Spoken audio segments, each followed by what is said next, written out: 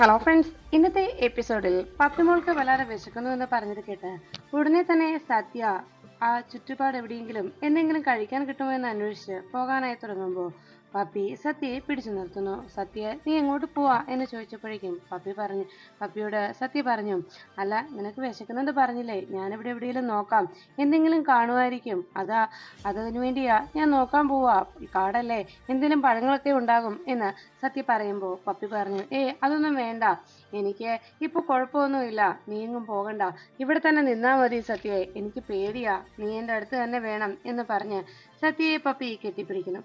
അങ്ങനെ പേടിയോടെ സത്യയെ കെട്ടിപ്പിടിച്ച് പപ്പി അങ്ങനെ നിൽക്കുമ്പോൾ സത്യ തൽക്കാലം പപ്പിക്ക് വിശക്കുന്നെന്ന് പറഞ്ഞിട്ടും തന്നെ പോകാൻ കൂടി പപ്പി അനുവദിക്കാത്തത് കൊണ്ട് സത്യ പപ്പിയോടൊപ്പം ചേർന്ന് അവിടെ തന്നെ നിന്നു. ഈ സമയത്ത് വിഷ്ണുവും രോഹിത്തും ശ്യാമയും കൂടി പപ്പിമോളെയും സത്യയും അന്വേഷിച്ച് കയ്യിൽ തീപ്പന്തവുമൊക്കെയായി ആ കാട്ടിനുള്ളിലൂടെ നടന്നു വന്നുകൊണ്ടിരുന്നു.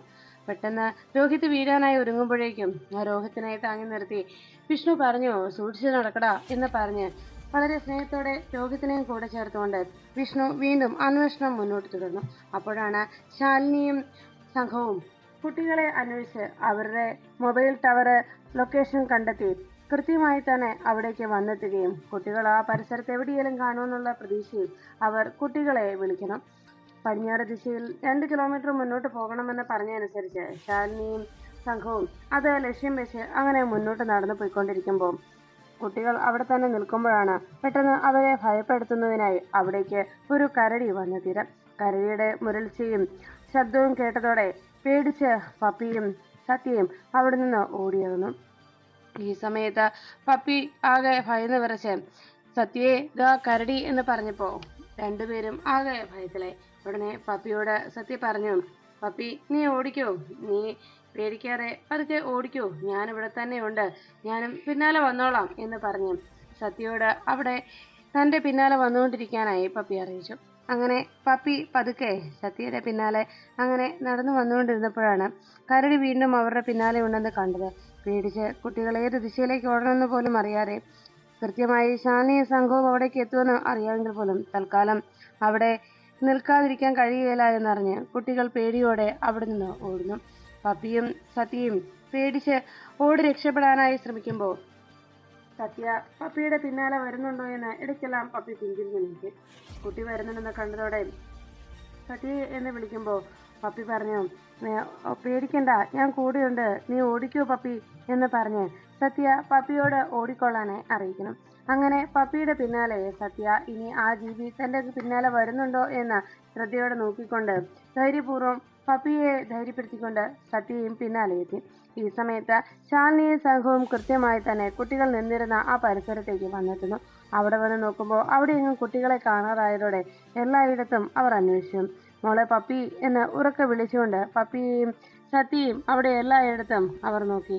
ഉടനെ അവിടെ എങ്ങും തന്നെ ആരെയും കാണാത്തത് കൊണ്ട് ടെൻഷനോടെ ശാലിനിയും കൂടെ ഉണ്ടായിരുന്ന രാമേട്ടനുമൊക്കെ മോളെ സത്യയെ സത്യയെ എന്ന് ഉറക്കെ വിളിച്ചു. രാമേട്ടൻ എത്ര വിളിച്ചിട്ടും മോള് വിളി കേൾക്കാതായതോടെ ശാലിനി പറഞ്ഞു, രാമേട്ട വേണ്ട, ആ കുട്ടികൾ ഇവിടെ എങ്ങും തന്നെ ഇല്ല, അവരിവിടെ നിന്ന് എവിടേക്കോ പോയിട്ടുണ്ട്, അത് തീർച്ചയാണ്.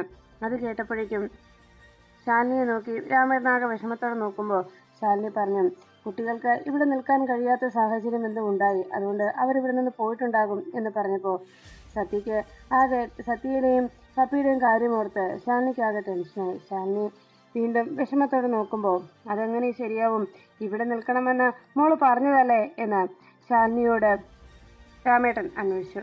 അപ്പോഴേക്കും ശാലിനി പറഞ്ഞു, അതെ ഞാൻ പറഞ്ഞതാ, പക്ഷേ കുട്ടികൾക്ക് ഇവിടെ നിൽക്കാൻ കഴിയാത്ത എന്തോ ഒരു സാഹചര്യം ഉണ്ടായി, അതുകൊണ്ട് അവരിവിടെ നിന്ന് ഓടി രക്ഷപ്പെട്ടിട്ടുണ്ടാകും എന്ന് പറഞ്ഞ് സത്യ പപ്പിയും അവിടെ നിന്ന് പോയി എന്ന് ശാലിനി രാമേട്ടനെ പറഞ്ഞ് മനസ്സിലാക്കുന്നു. ആകെ വിഷമത്തോടെ അങ്ങനെ നിൽക്കുമ്പോൾ 2 ദിശയിലായി പോയ ആ റേഞ്ച് ഓഫീസർ ലതികയും കൂടി അവിടേക്ക് എത്തി. റേഞ്ച് ഓഫീസറും അവരുടെ സംഘവും കൂടി ശാലിനിയൊക്കെ നിൽക്കുന്ന ഭാഗത്തേക്ക് വന്നെത്തിയതോടെ എന്ത് പറ്റി മാഡം, എന്തെങ്കിലും സൂചന കിട്ടിയോ, കുട്ടികളെ കണ്ടെത്താൻ സാധിച്ചോ എന്ന് ശാലിനി അന്വേഷിച്ചു. ലതിക ഉടനെ പറഞ്ഞു, ഇല്ല മാഡം, ഞങ്ങൾ കുട്ടികളുടെ മൊബൈൽ ഫോണിൻ്റെ ലൊക്കേഷൻ കിട്ടിയല്ലോ, ആ ഒരു ഇൻഫർമേഷൻ അടിസ്ഥാനത്തിലാണ് ഞങ്ങൾ അന്വേഷിച്ച് ഇവിടേക്ക് എത്തിയത്, പക്ഷേ ഞങ്ങൾ ഇവിടേക്ക് വരുന്ന വഴിയെങ്ങും തന്നെ കുട്ടികളെ കണ്ടെത്താൻ കഴിഞ്ഞില്ല മാഡം എന്ന് ശാലിനിയോട് അവർ അറിയിച്ചു. ആകെ വിഷമത്തോടെ ശാലിനി ആകെ സങ്കടപ്പെട്ട് അങ്ങനെ നിൽക്കുമ്പോൾ ഉടനെ ലതിക പറഞ്ഞു, മേഡം ഒരു മിനിറ്റ്, ഇത് ഈ കാട് ഇത് വളരെ ഡേഞ്ചറസ് ആയിട്ടുള്ള സ്ഥലമാണ് മേഡം. ഇവിടെ വന്യമൃഗങ്ങൾ വിഹരിക്കുന്ന സ്ഥലമാണ്.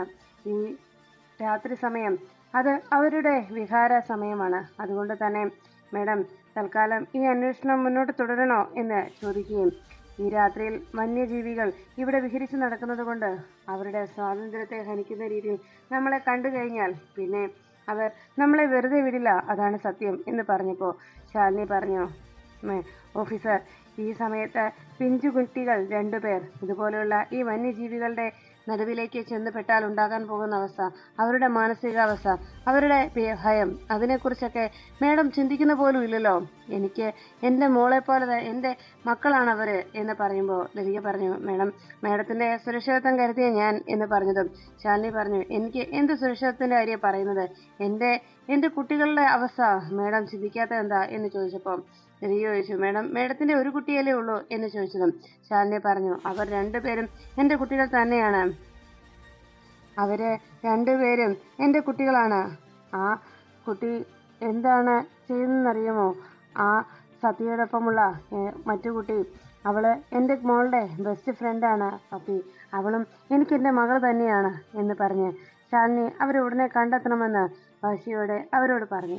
ഇത് കേട്ട് കഴിയുമ്പോഴേക്കും ലതിക മേഡം പറഞ്ഞു, ശരി മേഡം, നമുക്ക് അന്വേഷണം തുടരാം എന്ന് പറയുമ്പോൾ ഉടനെ അവിടെ നിന്ന് മാധവ് പറഞ്ഞു, മേഡം ഇപ്പോഴത്തെ സാഹചര്യത്തിൽ അന്വേഷണവുമായി ഈ വന്യമൃഗങ്ങൾ വിഹരിക്കുന്ന കാട്ടിൽ അത് കൂടുതൽ അപകടമല്ലേ മേഡം എന്ന് ചോദിച്ചതും ലതിക ഉടനെ മാധവിനെ തടഞ്ഞു. മാധവ്, വേണ്ട, നമുക്ക് അന്വേഷണവുമായി മുന്നോട്ട് പോകാം എന്ന് മേഡത്തെ തടയത്തക്ക രീതിയിലുള്ള യാതൊരു വാക്കുകളും പറയണ്ട എന്ന് മാധവിനെ താക്കീത് ചെയ്ത് ലതിക മേഡം നിർത്തുന്നു.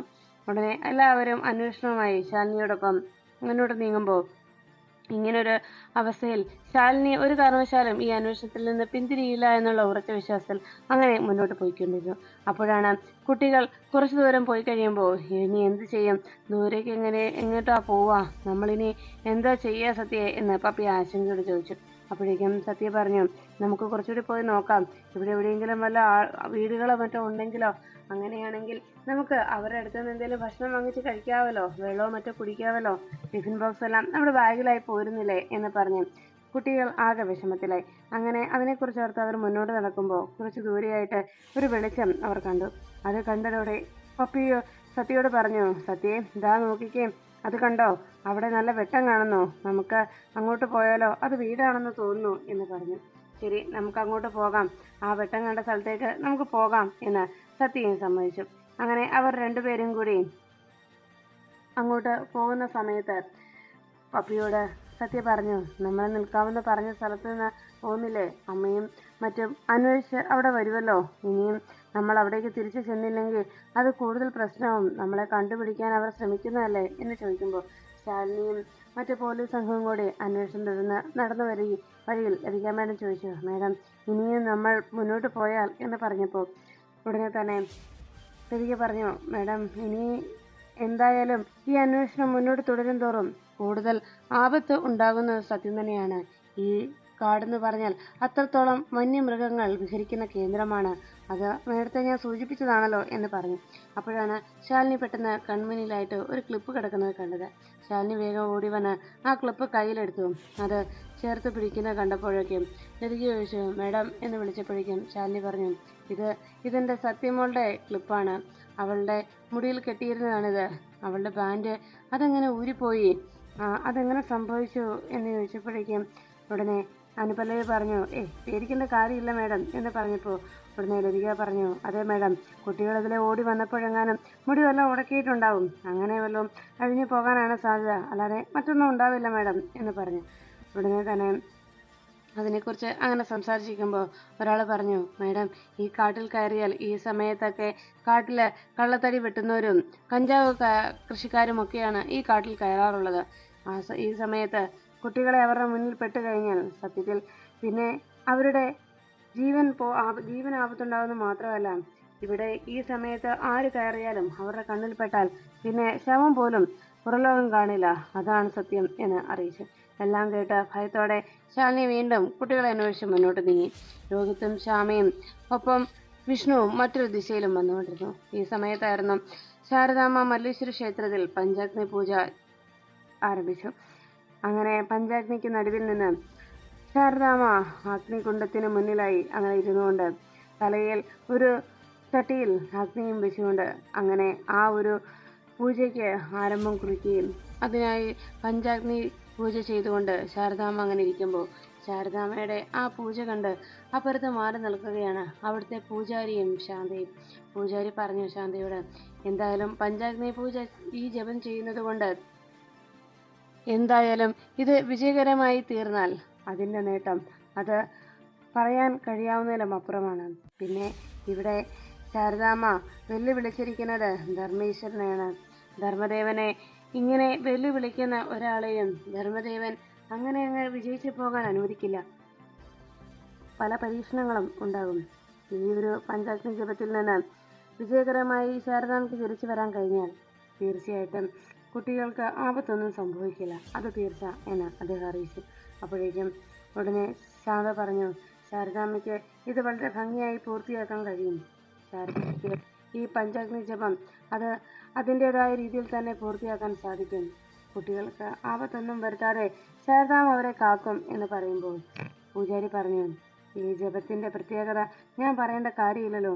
ഇങ്ങനെയൊരു ജപം നടത്തുമ്പോൾ അതിലേറ്റവും കൂടുതൽ ആശങ്കപ്പെടേണ്ടത് ഈ പഞ്ചാഗ്നി ജപം അത് പരാജയപ്പെട്ടു കഴിഞ്ഞാൽ ആ ജപം നടത്തുന്ന ആളുടെ ജീവന് തന്നെ ആപത്തുണ്ടാകും. അതാണ് സത്യം. പിന്നെ ഞാൻ എന്തായാലും പോവുകയാണ് എന്ന് പൂജാരി അറിയിച്ചു. അത് കേട്ടപ്പോഴേക്കും പൂജാരി അങ്ങനെ പറയുമ്പോൾ ശാന്തി ചോദിച്ചു, അയ്യോ പൂജാരി ഇപ്പോൾ പോവുകയാണോ എന്ന് ചോദിച്ചപ്പോൾ ശാന്തിയോട് പൂജാരി പറഞ്ഞു, അതെ, എനിക്കിനി ഇവിടെ നിൽക്കാനുള്ള അനുവാദമില്ല. കാരണം ഇവിടെ ധർമ്മദേവനെ സാക്ഷാൽ യമധർമ്മനെയാണ് വെല്ലുവിളിച്ചിരിക്കുന്നത്. അതുകൊണ്ട് തന്നെ അദ്ദേഹം യാതൊരു വെല്ലുവിളികളും സ്വീകരിക്കുന്ന ആളല്ല. ആത്മാക്കളെ എന്നും ആത്മാക്കളുടെ ലോകത്ത് ജീവിക്കുന്ന അദ്ദേഹത്തെ ഈ രീതിയിൽ വെല്ലുവിളിക്കുമ്പോൾ അദ്ദേഹത്തിൻ്റെ ശക്തിക്കും അദ്ദേഹത്തിൻ്റെ പ്രശസ്തിക്കും അല്ലെങ്കിൽ അദ്ദേഹത്തിൻ്റെ പേരും പെരുമയ്ക്കുമൊക്കെ കോട്ടം തട്ടുന്ന രീതിയിലുള്ള പ്രവൃത്തികളാണ് ഈ സംഭവിക്കാൻ പോകുന്നത്. അദ്ദേഹത്തിന് തോൽവിയുണ്ടാകാതിരിക്കാൻ അദ്ദേഹത്തിൻ്റെ കയ്യിൽ നിന്ന് ആവുന്നത്ര പരീക്ഷണങ്ങൾ ശാരദാമ്മയ്ക്ക് നേരിടേണ്ടി വരും. ഒരു മനുഷ്യനെ കണ്ടു നിൽക്കാൻ കഴിയുന്ന രീതിയിലുള്ള പ്രവൃത്തികളായിരിക്കില്ല അദ്ദേഹത്തിൻ്റെ ഭാഗത്തു നിന്നുണ്ടാകുന്നത്. അതുകൊണ്ട് പല പരീക്ഷണങ്ങളും ശാരദാമ്മയ്ക്ക് നേരിടേണ്ടി വരും. ആ പരീക്ഷണങ്ങൾ നേരിടേണ്ടി വരുന്ന സാഹചര്യത്തിൽ ശാരദാമ്മ മാത്രം അവിടെ നിൽക്കുന്നതാണ് മറ്റെന്തുകൊണ്ടും അനുയോജ്യം. ഇനി അഥവാ ആ പരീക്ഷണങ്ങളെയൊക്കെ തരണം ചെയ്ത് ശാരദാമ്മ വിജയിച്ചാൽ അതിൻ്റെ സാക്ഷിയായി നിൽക്കുന്ന നമ്മളെ ഒരിക്കലും യമധർമ്മൻ വെറുതെ വിടില്ല. അതുകൊണ്ട് നമുക്ക് ഇവിടുന്ന് മാറി നിൽക്കുന്നത് തന്നെയാണ് നല്ലത്. പിന്നെ ശാരദാമ്മയുടെ അരികിൽ അങ്ങനെ കുട്ടി നിൽക്കുന്നതും ശരി തന്നെയല്ല. അതുകൊണ്ട് തന്നെ ഇനി ഞാൻ പോവുകയാണ്. കുട്ടി ഇവിടെ നിൽക്കണോ വേണ്ടിയോ എന്ന് തീരുമാനിക്കേണ്ടത് കുട്ടിയുടെ യുക്തി പോലെ. അതിൽ ഞാൻ ഒരിക്കലും അഭിപ്രായം പറയുകയോ കൈകടത്തുകയോ ചെയ്യുന്നില്ല എന്ന് പറഞ്ഞ് അദ്ദേഹം പോകാനായി തയ്യാറായി. ഈ സമയത്ത് കുട്ടികൾ രണ്ടുപേരും കൂടി ആ കാട്ടിലൂടെ നടന്നു വരുമ്പോൾ പപ്പിയോട് സത്യ പറഞ്ഞു, എന്തായാലും നമുക്ക് കുറച്ചുകൂടി നടന്നാൽ മതിയല്ലോ, പെട്ടെന്ന് നമുക്ക് ആ വീടിനടുത്ത് എത്താൻ പറ്റുമെന്ന് തോന്നുന്നു, നമ്മൾ വെട്ടം കണ്ടതല്ലേ എന്ന് സത്യ പറഞ്ഞു. അങ്ങനെ അവർ രണ്ടുപേരും സംസാരിച്ചങ്ങനെ നിൽക്കുമ്പോൾ പപ്പിയുടെ അരികിലായി ഒരു ഘോരസർപ്പം വരുന്നു. ആ ഘോരസർപ്പം പപ്പിയുടെ കാലിൽ കുത്തി. പപ്പി പെട്ടെന്ന് അയ്യോ എൻ്റെ കാലിൽ എന്തോ കൊണ്ടു എന്ന് പറഞ്ഞ് പപ്പി വേഗം അവിടെ ഒരു തടിക്കഷ്ണത്തിലിരുന്നു. ഉടനെ സത്യ പറഞ്ഞു, വല്ലോ മുള്ളായിരിക്കും പപ്പി എന്ന് പറഞ്ഞ് നേരെ ആ കാലിലേക്ക് നോക്കി സത്യ കാലിൽ അങ്ങനെ മുറിപ്പാട് കണ്ടതോടെ സത്യക്കാകെ സംശയമായി. സത്യ വേഗം അവിടേക്ക് നോക്കുമ്പോൾ ഒരു പാമ്പ് അതിൽ എഴിഞ്ഞു പോകുന്നത് സത്യ കണ്ടു. പാമ്പ് ആ മരത്തിൻ്റെ ആ തടിക്കഷ്ണത്തിനരികിലൂടെ അങ്ങനെ പോകുന്നത് കണ്ടതോടെ സത്യക്ക് ആകെ ആദിയായി. സത്യ വല്ലാത്ത ടെൻഷനിൽ ആലോചിച്ചു, ദൈവമേ, ഇത് പാമ്പ് കടിച്ചെന്ന് പപ്പിയോട് പറഞ്ഞാൽ പപ്പി പേടിക്കുമല്ലോ എന്ന് പറഞ്ഞപ്പോഴേക്കും ഉടനെ സത്യ വേഗം തന്നെ പപ്പിയോട് പറഞ്ഞു, പപ്പിയുടെ ആ കർച്ചീഫ് ഇങ്ങിതാ. അത് കേട്ടതും കർച്ചീഫ് എന്തിനാ, ഇനി താ എന്ന് പറഞ്ഞതും പപ്പി ആ കർച്ചീഫ് തൻ്റെ പോക്കറ്റിൽ നിന്ന് എടുത്തു കൊടുത്തു. സത്യ വേഗം ആ കർച്ചീഫ് വാങ്ങി വേഗം പപ്പിയുടെ കാല് മുറുക്കെ കെട്ടിവയ്ക്കുന്നു. അപ്പോഴേക്കും സത്യയോട് പപ്പി ചോദിച്ചു, എന്താ സത്യ, എന്താ എൻ്റെ കാല കടിച്ചത് എന്ന് ചോദിച്ചപ്പോഴേക്കും പപ്പിയോട് സത്യ പറഞ്ഞു, അതൊരു മുള്ളു കൊണ്ടതാ പപ്പി. അത് കേട്ടതും ഓ ആണോ എന്ന് ചോദിച്ച് പപ്പി അങ്ങനെ ഇരിക്കുമ്പോൾ സത്യ മനസ്സിൽ ചിന്തിച്ചു, തൽക്കാലം പാമ്പ് കടിച്ചതാണെന്ന് പപ്പിയോട് പറയണ്ട, പപ്പിക്ക് പേടിയാകും. എത്രയും വേഗം പപ്പിയെ ഹോസ്പിറ്റലിൽ എത്തിക്കണം, അതാ വേണ്ടത് എന്നാലോചിച്ച് സത്യ വേഗം പപ്പിയെ വിളിച്ചുകൊണ്ട് അകത്തിലേ നടക്കുന്നു. വാ പപ്പി എന്ന് പറഞ്ഞ് പപ്പിയെ പിടിച്ചുകൊണ്ട് സത്യ അങ്ങനെ മുന്നോട്ട് നടക്കുമ്പോൾ ശാരദാമ്മയുടെ ആ ജപത്തിന് ഒരു ഭംഗവും വരരുതെന്ന പ്രാർത്ഥനയോടെ ശാന്തിയും ആ പൂജാരിയെ നോക്കിയിരുന്നു. ഉടനെ തന്നെ പൂജാരി അവിടെ നിന്ന് മടങ്ങുകയും ശാന്ത മാത്രം തനിച്ച് ശാരദാമ്മയ്ക്കൊപ്പം ആ ജപം പൂർത്തിയാക്കുന്നതിന് വേണ്ടി കാത്തു നിന്നു. എന്തായാലും പൂജാരി പറഞ്ഞതല്ലേ എന്നാലോചിച്ച് വല്ലാത്ത ആശങ്കയും ശാന്തയുടെ മനസ്സിലുണ്ടായി. ഈ സമയത്ത് ശാലിനിയും പോലീസ് സംഘവും കൂടി കുട്ടികളെ അന്വേഷിച്ച് കാട്ടിനുള്ളിലേക്ക് വീണ്ടും വന്നുകൊണ്ടിരിക്കുമ്പോൾ പപ്പിയും സത്യയും കുറച്ചങ്ങ് അകലെയായി ഒരു വെട്ടം കണ്ടു. ഉടനെ പപ്പി പറഞ്ഞു, സത്യയെ വയ്യ, ഇനി എനിക്ക് നടക്കാൻ വയ്യ എന്ന് പറഞ്ഞപ്പോൾ സത്യ പറഞ്ഞു, ഇനി കുറച്ച് ദൂരം കൂടി ഉള്ളൂ പപ്പി, വാ, കുറച്ചുകൂടിയല്ലേ ഉള്ളൂ, വേഗം വാ, നമുക്ക് പോകാം എന്ന് പറഞ്ഞ് സത്യ പപ്പിയെ വിളിച്ചുകൊണ്ട് അതിലേ നടന്നു.